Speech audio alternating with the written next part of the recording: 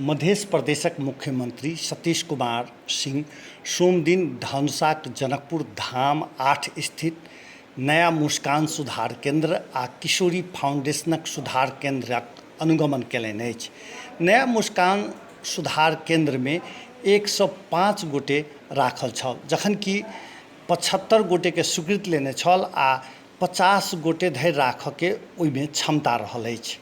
तहिना शुल्क लऽ कऽ कार्य पारदर्शी नहीं रहल, घर में एकदम कोइच के राखल गेल छल, तेहन देखल गेल।